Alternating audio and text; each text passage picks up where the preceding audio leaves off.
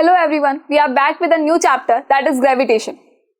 अब इस gravitation chapter में है क्या और क्या कौन कौन सी चीजों को आपको पढ़ना है वो हम जानेंगे इस वीडियो में.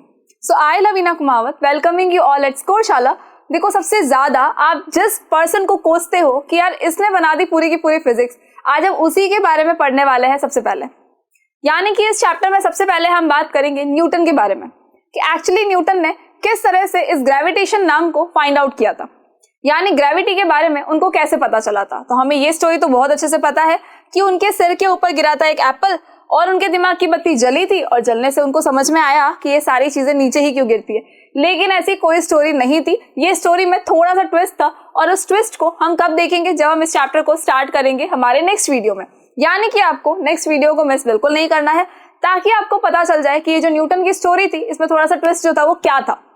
न्यूटन के सिर के ऊपर एप्पल नहीं गिरा था, अब कहाँ गिरा था, उन्होंने कहाँ देखा, उनको कहाँ मिला, ये सारी चीजें हम डिटेल में पढ़ेंगे लेकिन नेक्स्ट वीडियो में जब हम चैप्टर को स्टार्ट कर देंगे. तो इन्होंने एक लॉ दिया था, ग्रेविटेशन का लॉ. इन्होंने बताया था कि आप जो हर टाइम नीचे खड़े रहते हो, हवा में नहीं रहते हो, तो ये क्या है, ये ग्रेविटी है भाई. अगर सपोज मैंने ग्रेविटी को हटा दिया, हम एक काम करते, एक दिन न्यूटन को ही गायब कर देते. नहीं कर सकते, कोई प्रॉब्लम नहीं है, लेकिन इमेजिन तो हर कोई करता है. नींद में सपने हर कोई देखता है कि यार एक दिन ऐसा हो कि न्यूटन जो एप्पल को देख रहा था उसको हटा देते हैं वहां से, उसके ऊपर जो एप्पल गिरा उसको हटा दो वहां से, ताकि क्या होगा, हमारी फिजिक्स नहीं बनेगी.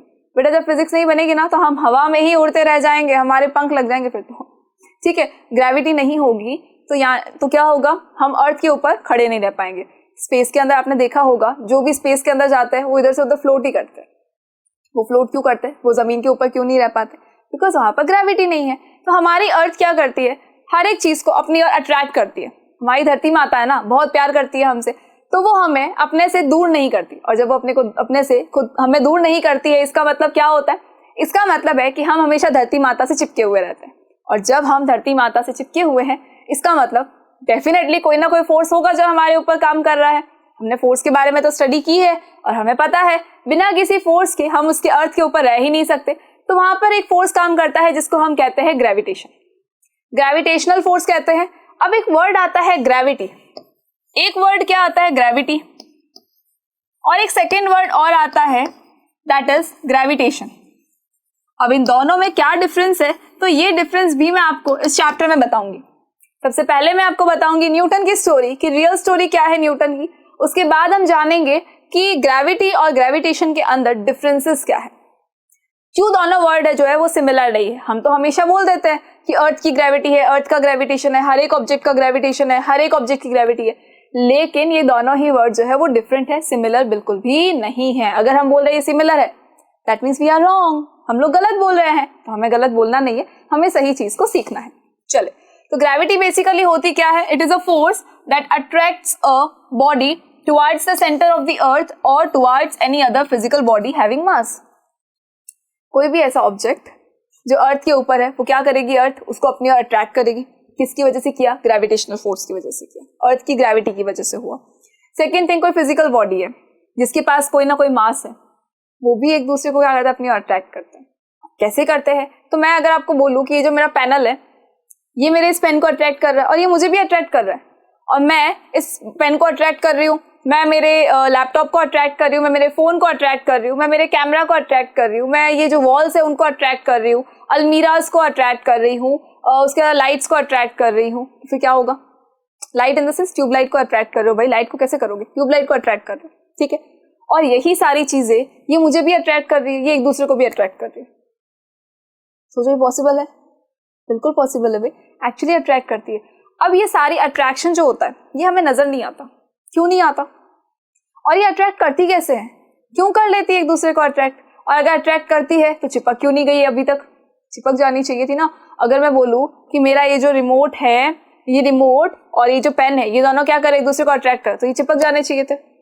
और यही सब मुझे भी अट्रैक्ट कर रहा है, मैं भी इनको अट्रैक्ट करूँ, तो मेरे इससे चिपक जाना चाहिए था, लेकिन ये तो चिपक ही नहीं रही, तो बहुत सेपरेट रखे हुए हमारे पास में. फिर ऐसा क्यों हुआ, कोई तो रीजन होगा ना. तो बिल्कुल उसी रीजन को हम फाइंड आउट करेंगे इस चैप्टर में, और हमारे जो ये क्वेश्चन मार्क्स आ जाता है ना हर जगह पर, इनको हम रिमूव करते हुए चलेंगे, सो दैट कि आपको चीजें जो है वो क्लियर होती चली जाए और रियल लाइफ से रिलेट भी करेंगे, ताकि आपको कहीं पर भी कोई भी कंफ्यूजन बिल्कुल भी ना हो. फिर हम देखेंगे ग्रेविटेशन के बारे में कि ग्रेविटेशन में एक लॉ है, यूनिवर्सल लॉ ऑफ ग्रेविटेशन। ये यूनिवर्सल लॉ ऑफ ग्रेविटेशन क्या है? तो अभी जो हमने कहा कि सारी चीजें एक दूसरे को अट्रैक्ट करती है लेकिन ये चिपक नहीं जाती है, तो इसी से रिलेटेड लॉ है ये यूनिवर्सल लॉ ऑफ ग्रेविटेशन। इसकी इंपॉर्टेंस क्या है, इसका मैथमेटिकल फॉर्मूला क्या है, इसके अंदर एक कैपिटल जी आता है जो कि बहुत ज्यादा इंपॉर्टेंट है। ये क्या है, ये फॉर्मूला कहाँ से आया है, जब ये दोनों एक दूसरे को अट्रैक्ट कर रहे हैं तो क्यों नहीं अर्थ सन के अंदर चली गई। इन सारे क्वेश्चंस के आंसर मैं आपको इस चैप्टर के अंदर देने वाली हूँ। यूनिवर्सल लॉ ऑफ ग्रेविटेशन के बारे में पढ़ने के साथ साथ हम इसकी इंपॉर्टेंस भी देखेंगे कि क्यों इसकी इंपॉर्टेंस है भाई, अगर ये ना हो तो क्या फर्क पड़ जाएगा। तो ये तो हम श्योर है कि नेचर के अंदर से अगर हमने कोई एक भी सिंगल चीज भी अगर हमने हटा दी है तो हमें बहुत ही ज्यादा नुकसान होने वाला है। तो इसीलिए हमें हटाना कुछ नहीं है, हम तो सिर्फ पढ़ने की बात कर रहे हैं, हटाने वटाने नहीं जा रहे हम तो ये जस्ट हम इंपॉर्टेंस इसकी देखेंगे कि इसकी इंपॉर्टेंस क्यों है, ये फॉर्मूला कहाँ से आया है और इस फॉर्मूले की इंपॉर्टेंस क्या है, इस फॉर्मूले में इस जी की इंपॉर्टेंस क्या है। फाइन, इस चैप्टर के अंदर हम इतना कुछ तो बहुत इजीली देख लेंगे। और आपको ऐसा लगा मैं इतना सारा, तो बेटा ये इतना सारा नहीं है, ये बहुत छोटी सी चीजें हैं जो हमें एक्चुअली पता होनी चाहिए। And if you are in 9th standard that means कि अब तो आपको ये सारी चीजें पता होनी ही चाहिए। इस साल के एंड तक अगर आप ये सारी चीजें नहीं देखते हो तो बेटा 10th के अंदर हम कैसे स्टडी करेंगे? जब 9th को अच्छे से पढ़ेंगे तभी तो हम 10th की स्टडी अच्छे से कर पाएंगे। चले आगे बढ़ते हैं। इसके बाद हम पढ़ेंगे कैपलर के लॉज के बारे में। एक कैपलर भाई साहब और थे, इतने टाइम तो न्यूटन पढ़ रहे थे, लेकिन एक कैपलर भाई साहब और थे जिन्होंने बहुत सारी चीजें दी थी और उसके अंदर 3 इंपॉर्टेंट लॉज दिए थे और उन्हीं लॉज को हम डेराइव भी करेंगे कि एक्चुअली उसका सिग्निफिकेंस क्या है, ये लॉज कहाँ से आए हैं, इन्होंने कैसे दिए हैं, कौन कौन से लॉज है, क्या उनका स्टेटमेंट है, क्या उनका सिग्निफिकेंस है, क्या कोई फॉर्मूला भी है, वो सारी चीजें हम इस चैप्टर में डिस्कस करने वाले हैं। इसके बाद हमको पढ़ना है फ्री फॉल के बारे में। फ्री फॉल का मतलब, अगर मैं आपको बोलूं कि मेरे हाथ से ये पेन जो है मैंने छोड़ दिया, नीचे गिर जाएगा। ऊपर हम कहीं खड़े थे, पत्थर छोड़ दिया, नीचे गिर जाएगा। ठीक है, एक काम करते, एक दिन बालकनी के अंदर खड़े थे, फोन चलाया था, अचानक से क्या हुआ, फोन गिर गया। मम्मी खुश हो जाएगी ना, कोई बात नहीं, लेकिन वो फोन नीचे क्यों गिरा? और अगर गिरा है तो उसका कोई वेट है क्या उस टाइम पे? जो लोग नीचे गिरते हैं तो आपको नहीं लगता, उनको ऐसा लगता है कि भाई हमारा तो वेट है ही नहीं, हम बिल्कुल 0 वेट के हो चुके। ऐसा क्यों हो गया? वेट तो था, ऊपर से तब भी था, नीचे से तब भी था, ऐसा क्यों हुआ? अच्छा, एक और चीज, जब हम झूले झूलते हैं, झूलों में आई थिंक एक आपका होता है मैरी गो राउंड, ठीक है, ओके, जो आपका ऊपर वाला ये जो झूला होता है, ऊपर से वो नीचे आता है, फिर ऊपर जाता है, फिर नीचे आता है। जब ये झूला आपको नीचे लेकर आता है उस टाइम पे हमें ऐसा क्यों लगता है कि हमारा जो वेट है वो एकदम कम हो चुका है, अब हमें डाइटिंग करने की जरूरत नहीं है, हमारा वेट ऑलरेडी कम हो गया, सिर्फ और सिर्फ कैसे? उस झूले के अंदर बैठने से हो गया। क्या ये पॉसिबल है? एक्चुअली नहीं है। लेकिन जब हमने कहा कि उस झूले के अंदर बैठने से जब हम ऊपर से नीचे आ रहे थे तो हमारा वेट कैसा हो गया? हमें ऐसे लग रहा था कि हम 0 वेट के हो गए, हमारा बहुत लाइट वेट हो गए हम तो। और ये बहुत लाइट वेट होने का रीजन क्या है, ये हम पढ़ेंगे इस टॉपिक के अंदर, फ्री फॉल के अंदर पढ़ेंगे कि कोई भी जो चीज है जो ऊपर से नीचे गिरती है वो अपने आप को वेटलेस क्यों मानती है, वो अपने आप को 0 वेट का क्यों मान लेती है, क्यों उसको फील होता है कि वो 0 वेट की हो चुकी है। अब बेटा जो पत्थर आपका गिरा था वो आपको आके नहीं बताएगा, ना आपका जो फोन गिरा था जिसके ऊपर मम्मी बहुत ही खुश हुई थी कि चलो गया फोन, अच्छा हुआ, जान छूटी, अब पढ़ने बैठेगा बच्चा, तो बेटा ऐसे ही पढ़ने बैठ जाओ, स्कोरशाला खोलो, पढ़ना स्टार्ट करो ताकि मम्मियों को टेंशन ना हो, बिल्कुल नहीं हो, उनका बीपी हाई नहीं करना है। सो ये सारी चीजें जो है वो वेटलेस क्यों फील कर रही है उसके बारे में हमको पढ़ना है। देन हम पढ़ेंगे कि ये जो जी है, ये जो स्मॉल जी है, इसका क्या सिग्निफिकेंस है और इसकी कैलकुलेशन कैसी होगी। ये जो जी है बेसिकली हम इस जी को कहते हैं एक्सेलरेशन ड्यू टू ग्रेविटी। इस जी को हम क्या कहते हैं? Acceleration due to gravity.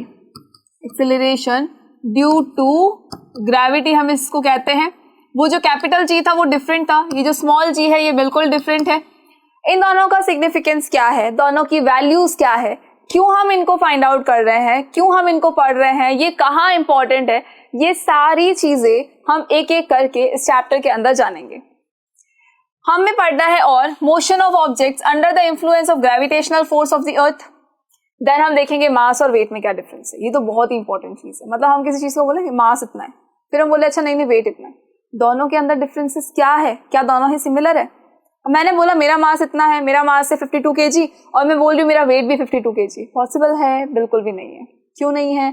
ये सारी चीजें हम डिस्कस करेंगे। और एक और चीज मैं आपको बताऊंगी कि जो आपकी वेइंग स्केल होती है, जो आपकी वेइंग स्केल होती है, वो वेइंग स्केल आपको क्या बताती है? जो आपकी वेइंग स्केल होती है, वो वेइंग स्केल आपको क्या बताती है? क्या वो आपका मास बताती है या वो आपका वेट मेजर करके बताती है? और एक और चीज कि मून पर जाते ही हम एकदम हल्के क्यों हो जाते हैं? अगर सपोज मेरा वेट मेरा वेट जो है अर्थ के ऊपर है 300 kgs, 300 kgs on earth,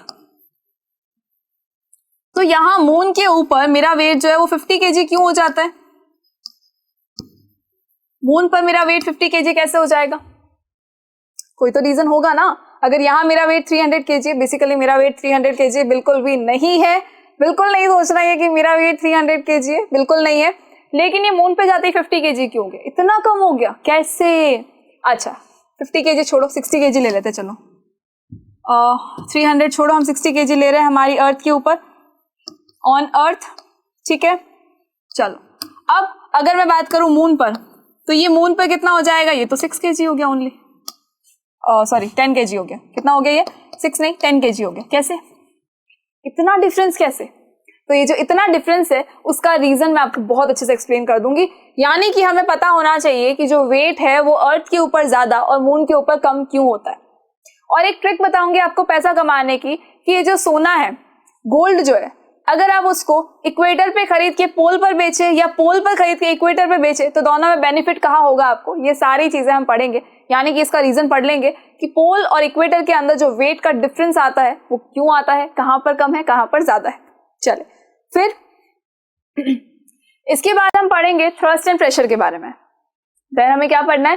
thrust and pressure के बारे में पढ़ना है कि एक्चुअली थ्रस्ट एंड प्रेशर होता क्या है। बेसिकली अगर देखा जाए तो आपको मम्मी पलंग के ऊपर खड़े होने से मना कर देती है, लेकिन सोने से कभी मना नहीं करती है। और हमने सुना भी है कि बेड के ऊपर कूदने से या खड़े होने से हमारा बेड टूट जाता है, लेकिन हम सोते हैं उससे कोई फर्क नहीं पड़ता। क्यों भाई? क्या हमारा वेट में कोई डिफरेंस आ गया? खड़े थे तो क्या वेट हमारा ज्यादा था, और सो गए तो क्या वेट कम हो गया? नहीं, वेट डिस्ट्रीब्यूट हो गया। कैसे हुआ? ये सारी चीजें मैं आपको डिटेल में बताऊंगी। लेकिन जब आप इस वीडियो को अच्छे से देखोगे, जब इस टॉपिक को मैं पढ़ाऊंगी, आपको जाना कहीं नहीं है, सारे टॉपिक को बहुत अच्छे से देखना है बैठ के। इस थ्रस्ट एंड प्रेशर के अंदर क्या प्रेशर फ्लूइड में लगाता है? सॉलिड तो प्रेशर लगाता ही है हर चीज पे। हमारे हाथ के ऊपर अगर मैं इसको रख के देखूं तो मुझे लगेगा ना कि हाँ ये मेरे ऊपर कुछ प्रेशर लगा रहा है। क्या फ्लूइड्स भी प्रेशर लगाता है? यानी गैस एंड लिक्विड, क्या ये दोनों चीजें भी प्रेशर लगाती है? और अगर ये लगाती है तो कैसे लगाती है? इसके अलावा हम एक वर्ड और देखेंगे बायोंसी के बारे में। इस बायोंसी के नाम से कुछ समझ में आया? एक आर्किमिडीज का प्रिंसिपल है जो कि हम इस चैप्टर में देखने वाले हैं। आर्किमिडीज कौन थे? तो ये देखो, आर्किमिडीज के प्रिंसिपल में क्या था? तो आर्किमिडीज जो थे एक पर्सन थे जिन्होंने क्या किया था, बाथटब में एक दिन नहा रहे थे, नहाते नहाते अचानक से पता नहीं उनको क्या सूझा, जिस कंडीशन में थे उसी कंडीशन में भाग के चिल्लाने लग गए, यूरेका यूरेका यूरेका यूरेका। मतलब कि ये कौन है? ये है आर्किमिडीज। इन्होंने क्या किया, बाथटब में नहाते नहाते अचानक से चिल्ला चिल्ला के भागने लग गए। क्या चिल्ला रहे थे? ये यूरेका यूरेका यूरेका यूरेका। अब ये यूरेका का मतलब है कि मुझे मिल गया, मैंने ढूंढ लिया। अब क्या ढूंढ लिया भाई साहब जो आप इस कंडीशन के अंदर भाग रहे हो? तो इन्होंने एक बहुत ही बड़ा कॉन्सेप्ट ढूंढ लिया फिजिक्स का, जिसकी वजह से आज आपकी जो बोट्स है, इतनी बड़ी बड़ी इतनी हैवी बोट्स जो है वो आप पानी के ऊपर चला पा रहे हो। ये सिर्फ और सिर्फ इन्हीं की वजह से हम चला पा रहे हैं। इन्होंने जो रीजन दिए थे, इन्होंने जो कॉन्सेप्ट बताया था, उस कॉन्सेप्ट की वजह से क्या हो रहा है, उस कॉन्सेप्ट की वजह से ही आप बोट को बहुत इजीली चला पा रहे हो। इतनी बड़ी बड़ी इतनी हैवी याच बोट्स, बहुत सारी क्रूज वगैरह, ये सारी चीजें चल पा रही है सिर्फ और सिर्फ इन्हीं की वजह से चल पा रही है। तो इन्होंने एक कॉन्सेप्ट दिया था बायोंसी का। बेसिकली बायोंसी हमारी, इस बायोंसी के बारे में भी हम डिस्कस करेंगे। एंड एक जो बड़ा क्वेश्चन आता है हमारा कि चीजें जो है, कुछ चीजें फ्लोट करती है, कुछ चीजें होती है जो बीच के अंदर जाके अटक जाती है, और कुछ चीजें होती है जो सिंक हो जाती है। कैसे?